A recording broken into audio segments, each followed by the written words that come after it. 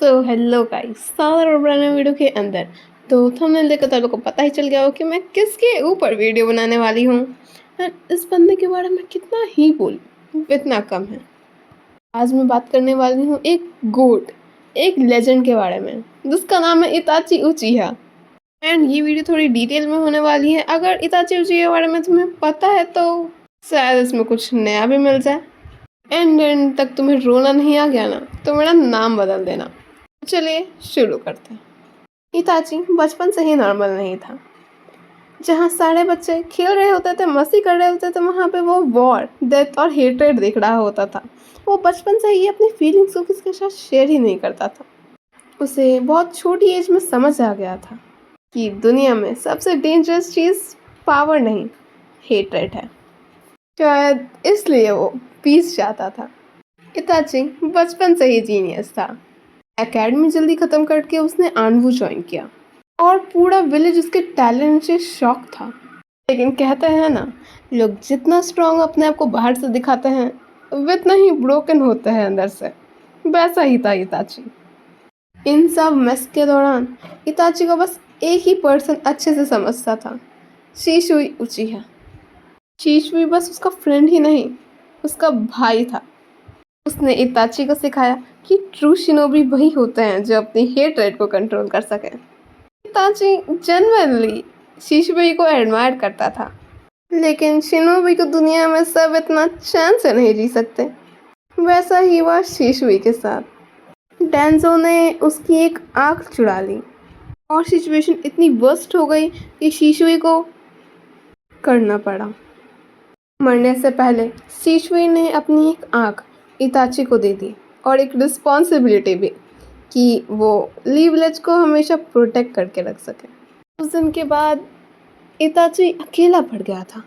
इतना सब कम नहीं था कि धीरे धीरे उचिहा क्लैन और ली विलेज के बीच टेंशन बहुत ज़्यादा बढ़ने लग गई।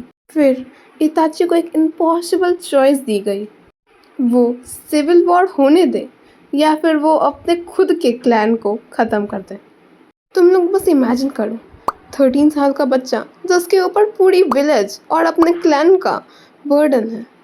उस रात इताची ने अपनी पूरी फैमिली, अपना हैप्पीनेस और पूरा क्लैन सेक्रीफाइस कर दिया बस एक पर्सन के लिए, सासुके उचिहा।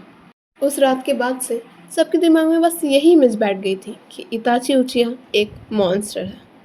उसके बाद इताची ने अकात्सुकी ज्वाइन की, लेकिन किसी को ये नहीं पता था कि इताची अभी भी ली विलेज को सीक्रेटली प्रोटेक्ट कर रहा है। इताची को एक बहुत ज़्यादा सीरियस इलनेस थी। सच बोलूँ तो वो बहुत पहले ही मर चुका होता, लेकिन एक चीज़ थी जो अभी तक उसे जिंदा रखी हुई थी, उसकी विल पावर। वो हर दिन पेन में जी रहा था। वो हर सेकंड अपने आप को पुश कर रहा था, सिर्फ एक लास्ट बार अपने छोटे भाई को देखने के लिए, उसे खुद से ज़्यादा स्ट्रांग होते हुए देखने के लिए, ये देखने के लिए कि इताची के ना होते हुए भी क्या सासुके खुद को सरवाइव कर पाएगा, क्या वो जिंदा रह पाएगा इताची के बिना भी। फिर आया वो मोमेंट जिसके लिए सासुके इतने सालों से सफ़र कर रहा था, इतने सालों से खुद को ट्रेन कर रहा था। सासुके वर्सेस इताची का फाइट। पूरे टाइम ऐसा लग रहा था कि इताची ही जीतेगा, लेकिन रियली क्या इताची मन से फाइट कर रहा था? वो बस लास्ट मोमेंट तक अपने आप को जिंदा रख रहा था। उसे बस ये मेक श्योर करना था कि सासुके उसके बिना भी सरवाइव कर सकता है, बस एक लास्ट टाइम, बस एक लास्ट बार। फाइट के एंड में इताची धीरे धीरे सासुके के पास गया। उसकी बॉडी लगभग गिव अप कर ही चुकी थी, सांसें टूट रही थी, आंखें बंद हो रही थी, लेकिन फिर भी इताची ने खुद को पुश किया बस एक लास्ट बार। और फिर उसने अपने फिंगर से सासुके के फोरहेड पे टैप करा, वही वाला टैप जो हमेशा वो बचपन में किया करता था, जैसे वो सासुके को कहना चाह रहा हो, अब तुम फ्री हो, अब तुम्हें हेट्रेड का बर्डन नहीं उठाना पड़ेगा, अब तुम सही में आज़ाद हो। तुमने साबित कर दिया कि तुम मेरे बिना भी सर्वाइव कर सकते हो। एंड इताची के लास्ट शब्द थे, forgive me सासुके, this is the last time. और फिर इताची गिर गया। उसके चेहरे पे एक स्माइल थी, एक ब्रोकन स्माइल या फिर एक पीस की स्माइल। फाइनली उसे पीस मिल ही गया। अब उसे टेंशन लेने की कोई भी ज़रूरत नहीं। अब सास्के खुद को प्रोटेक्ट कर सकता है। लेकिन स्टोरी यहीं पे ख़त्म नहीं होती। बाद में सास्के को ये सब पता चलता है कि इताची ने इतना सब बस उसके लिए ही किया। तो फिर उसकी पूरी दुनिया टूट गई। जिस भाई से वो इतना नफरत करता था, बस वही उसे दुनिया में सबसे ज़्यादा प्यार करता था। ताची ने अपनी रेपुटेशन सेक्रीफाइस कर दी, अपनी स्माइल सेक्रीफाइस कर दी, अपनी लाइफ सेक्रीफाइस कर दी, बस सास्के की एक स्माइल के लिए। शायद इसलिए एनिमे फैन के दिल में इताची के लिए एक अलग ही जगह है। इसलिए एनिमे फैन इताची को कभी भूल नहीं सकता।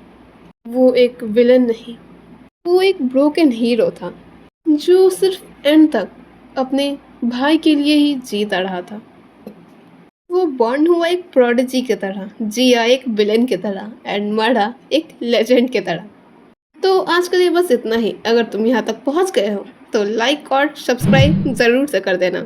अगर तुम लोग चाहते हो कि मैं सास्की के पर्सपेक्टिव से भी एक वीडियो बनाऊँ तो जाके कमेंट कर दो।